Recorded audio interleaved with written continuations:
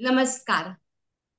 मच्छिंद्रनाथाने सप्तशृंगी मातेजवळ शाबरी मंत्राची निर्मिती करण्यासाठी सांगितलं. ही शाबरी मंत्र काय आहे, काय आहे त्याच्या मुळाशी काय आहे, हे आपण समजून घेणारच आहोत. तर ह्या शाबरी मंत्रांच्या ह्या निर्मितीसाठी मातेने एक प्रभावी उपाय त्यांना सांगितला. तो उपाय कोणता होता? तर मातेने ब्रह्मगिरी जवळ पर्वत आहे. तेथे कचित नावाची एक दक्षिणगामी नदी आहे. तिच्या काठावर हत्तीच्या पावला एवढे 100 जलयुक्त कुंडी आहे आणि तिथे महाकालीचं स्थान. पुढे गेल्यावर एक सुकलेली पांढरी वेल दिसेल. तिचे 100 तुकडे करून एक एक प्रत्येक कुंडात टाकत पुढे जा. परतीच्या मार्गावर त्या कुंडातील वेल सजीव दिसेल आणि पाण्याने स्नान करून थोडे थोडे पाणी प्या. त्याने तुम्हाला मूर्छा येईल. त्यावेळी मूर्छा जाईपर्यंत तुम्ही सूर्याच्या 12 नामांचा सतत जप करा. त्यामुळे वृक्षावरील एक देवता प्रसन्न होऊन तुम्हाला ज्ञान देईल. त्याच मनोधैर्याने 6 महिने अथक परिश्रम करावे लागणार आहेत. म्हणजे प्रत्येक वेळी एक याप्रमाणे सर्व देवता तुम्हाला अनुकूल होतील.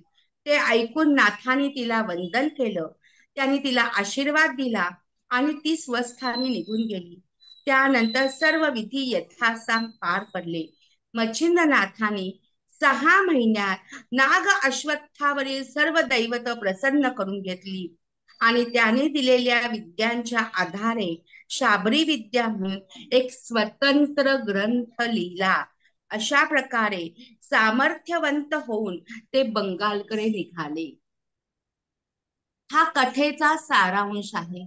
या कथेच्या सारांशामध्ये तुमच्या असं लक्षात येईल की महाकालीचं दर्शन, सूर्यदेवतेचं दर्शन, जे नाथ संप्रदायात साधना करताना कोणकोणती दैवत आहेत, हा एक वेगळा एपिसोड आपला निर्माण होणार आहे. तेव्हा एक एक देवतांचं एक एक एपिसोड माध्यमातून आपण नंतर तर बघणारच आहोत की महाकालीची उपासना कशी आहे, सूर्यदेवतेची उपासना कशी आहे, गायत्री देवतेची उपासना कशी आहे, मारुतीची उपासना कशी आहे. अनेक दैवत आहेत आणि मच्छिंद्रनाथाने कोणकोणत्या दैवतांचा आधार घेतला, ही सुद्धा नाथ पंथाचं एक वेगळं संशोधन आहे बरं का. ज्यावेळेस शिवदिन केसरीनाथांवर पीएचडी करत होते, त्यावेळेस त्यांच्या सगळ्या पदांचा, हिंदी आणि मराठी पदांचा अभ्यास करताना असं लक्षात आलं की जिथे जिथे हे नाथ फिरायला गेले, फिरायला म्हणजे पर्यटन स्थळी नाही तर भ्रमंती करून लोकांचं दुःख दूर करण्यासाठी गेले, त्यावेळेस ज्या ज्या देवतांचं त्यांना दर्शन घडलं, ते सगळेही दर्शन घडलं. त्याच्यावर त्यांचं सिद्ध काव्य लिहिलं गेलं आणि त्या काव्यात झालेला संवाद त्यांनी त्या रचनात्मक काव्यातून दाखवला, रचना केल्या आणि हे रचनात्मक काव्य, रचना केलेलं हे सिद्ध काव्य काय आहे हे त्या स्तोत्रातून समजताना हे नाथ आणि हे सद्गुरु आपल्याला त्या दैवतांपर्यंत घेऊन जातात. एवढी ताकद आपल्या गुरुच्यात असते. आणि नाथपंथी उपासना करताना गुरु मंत्र आणि गुरु फार फार महत्वाचे आहे. म्हणून आमचे गोरक्ष, गुरु शिवाय माणूस निगुरा आहे. मच्छिंद्रनाथांना दत्तात्रयांच्या आज्ञेनुसार जेव्हा ते सप्तशृंगी मातेच्या इथे गेले, तेव्हा आदिशक्तीच्या विचाराने, आशीर्वादाने त्यांनी शाबरी मंत्राची निर्मिती केली. मनात आलं म्हणून मी काव्य केलं असं नव्हतं. आणि मग त्या काव्यात केवढी मोठी शक्ती, केवढी मोठी दैवत सामावलेली आहे हे समजण्यासाठी तुम्हाला हा अभ्यास करावाच लागतो. आणि हे संशोधन जेव्हा तुम्ही करता, हे समजून जेव्हा घेता, तेव्हा कळत नकळत गुरु तुमच्या शरीरात प्रवेश करतात आणि तुम्ही इतरांच्या शक्ती पर्यंत ते तुम्हाला नेतात. आणि मग हा अभ्यास तुमच्या रंध्रा रंध्रामध्ये पोचतो, श्वासाश्वासामध्ये पोचतो, पंचेंद्रियात जातो, कर्मेंद्रियात जातो आणि तुम्हाला खरोखर त्या सगळ्या गोष्टींनी जो एक सात्विक आनंद मिळतो. रजतम सत्व असे तीन गुण आपल्या शरीरामध्ये आहेत. पण कळत नकळ याच्या अभ्यासाने, साधनेने, उपासाने, गुरु सहवासाने तुम्ही सत्व गुण येता आणि अष्टसात्विक भाव जाग करण्याची ताकद भक्ती आणि शक्ती ह्याच्यात सामावलेली असते. आणि या अष्टसात्विक भावाचं उच्च कोटीचं दर्शन आपल्या नवनाथ भक्तिसार या अध्यायात आपल्याला मिळतं. अशा या सद्गुरूंना मनोमन वंदन. अशा या मच्छिंद्रनाथांचं जे दर्शन आहे ते आपल्याला वेगवेगळ्या अंगातून, माध्यमातून बघायला मिळतं. वेगवेगळ्या ग्रंथात त्यांचा समावेश झालेला आहे हे आपल्याला दिसतं. आता मच्छिंद्रनाथांच्या या वेगवेगळ्या कथा आहेत आणि या कथा आपल्याला गुरु शिष्य परंपरेची निर्मिती करताना झालेल्या असं दिसतात. आणि म्हणून एक महान योगी म्हणून मच्छिंद्रनाथांना भारतीय जनतेमध्ये कमालीचा मान आहे. त्यांचा जन्म, त्यांनी दिलेली बोध दीक्षा, त्यांचं भ्रमण, हे सगळ्या गोष्टी या नाथ संप्रदायात तुम्हाला एका वेगळ्या पातळीवर घेऊन जातात. आता अशा या नवनाथ भक्तिसार या ग्रंथामध्ये आपल्याला पदोपदी मच्छिंद्रनाथ भेटणार. कोणतेही नाथ बाजूला करून नाथपोथी होऊच शकत नाही ना. आणि मच्छिंद्रनाथांनी या शाबरी मंत्राची जी स्थापना केली त्यामध्ये सांप्रदायिक ग्रंथातून योग विद्या, मंत्र, तंत्र, सहज समाधी, सिद्धांची नामावळी या सगळ्यातून आपल्याला हे मच्छिंद्रनाथ भेटताना दिसतात.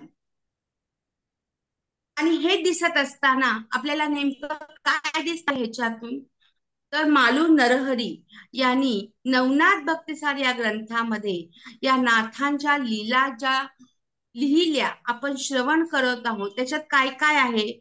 चमत्कार आहे, सिद्धीचं सामर्थ्य आहे, मंत्रतंत्र आहे, जादूटोणा आहे, या सगळ्या नाथांच्या लीला आहेत. पण त्या सूक्ष्म अवलोकन जर त्याचं केलं आणि त्याचा जर अभ्यास केला तर आपल्या लक्षात येतील की अनेक धागेदोरे आपल्या हातात लागतात. ते कसं, तर नाथांची नावं, त्यांचा पूर्वावतार, त्यांचा अवतार हेतू, जन्म प्रसंग, भ्रमण यात्रा, हे सगळं आपल्याला त्याच्यात दिसत राहतं. आणि ह्या सगळ्या नाथ लीलातून संप्रदायात लोकप्रिय या नाथांकडे आजही आदरणीय दृष्टीने बघितलं जातं. ज्ञान हटयोगी म्हणून बघितलं जातं. आणि मच्छिंद्रनाथांच्या या लीला आणि त्यांचं ज्ञान या ग्रंथाच्या माध्यमातून आपल्या समोर येतं. आणि म्हणूनच या मच्छिंद्रनाथांचा जो जन्म झाला त्याच्यामध्ये म्हशीच्या गर्भात कवीनारायण वाढत असताना कैलास पर्वतावरील अपर्णा माऊली म्हणजे साक्षात पार्वती शिवाला म्हणाली होती, तुम्ही जो मंत्र जपता तो मला द्या. तो मंत्र सांगत असताना तो जो माशाच्या पोटी ऐकला गेला त्याच्यातून या मच्छिंद्रनाथांचा जन्म झाला हे आपण बघितलं. पण हे बघत असताना आपल्या लक्षात येतं की नाथांच्या सहवासामध्ये बारे योग द्रुमन ही अनादी राहती पूर्ण भोग भोगिता निर्दोष असं नाथवाणी आणि सिद्धवाणीतले उद्गार गोरक्षनाथांना मच्छिंद्रनाथांनी काढलेले आहेत हे आपल्या लक्षात येतं. या प्रत्येक गोष्ट हे रोख ठोक वरून नाथांनी सांगितलेले आहेत. आणि म्हणून या शाबरी मंत्रांची निर्मिती करत झाल्यानंतर हे भ्रमणासाठी आणि नाथ संप्रदायाच्या प्रचार प्रसारासाठी आणि परंपरेसाठी सगळीकडे जात होते.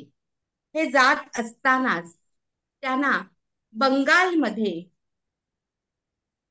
चंद्रगिरी नावाच्या एका गावामध्ये एक सर्वोपदल नावाचा एक श्रीमंत आणि धर्माने वागणारे असे एक ब्राह्मण भेटले. त्यांची पत्नी ही अतिशय सुंदर होती, सद्गुणी होती, पतिव्रता होती, सोजवळ होती, सालस होती. पण त्या दाम्पत्याच्या पोटी अपत्य प्राप्ती नव्हती. त्यामुळे ते दाम्पत्य दुःखी राहत होतं की आता काय करायचं, आपल्या पोटी बाळ नाहीये. प्रत्येक आई, प्रत्येक दाम्पत्याला असं वाटत असतं की आपल्या पोटी एक छान बाळ जन्माला यावं, आपल्याला कोणीतरी आई म्हणावं, बाबा म्हणावं. ही मनाची हाक असते, ममतेची साध असते. आणि हा ममत्वाचा झरा प्रत्येक माऊलीच्या हृदयातून कायमच वाहत असतो, कारण तो आई या शब्दात सामावलेला असतो. आणि मग शाबरी विद्येचा ग्रंथ निर्गुण झाल्यावर बंगाल देशी मच्छिंद्र चालता झाला आणि तीर्थयात्रा करत करत ते चंद्रगिरी या गावी आले. चंद्रगिरी या गावी आल्यानंतर त्या ठिकाणी त्यांना हे दाम्पत्याच्या घरी म्हणजे सदनात ते गेले. आतमध्ये नाही, बाहेरच होते. आणि सरस्वती माता आणि ते दाम्पत्य त्या ठिकाणी होते. दरवाजापाशी म्हणजे बाहेर अंगणाच्या इथे गेल्यावर सगळी पाडा धारण केलेले आमचे मच्छिंद्रनाथ त्रिशूळ रोवून अल्लाह अशी सलामी त्यांनी दिली, गर्जना दिली आणि त्या ठिकाणी मच्छिंद्रनाथ आले. माता सरस्वतींनी यांचं स्वागत केलं आणि आपल्या मनातलं दुःख त्या योगी पुरुषाला सांगितलं.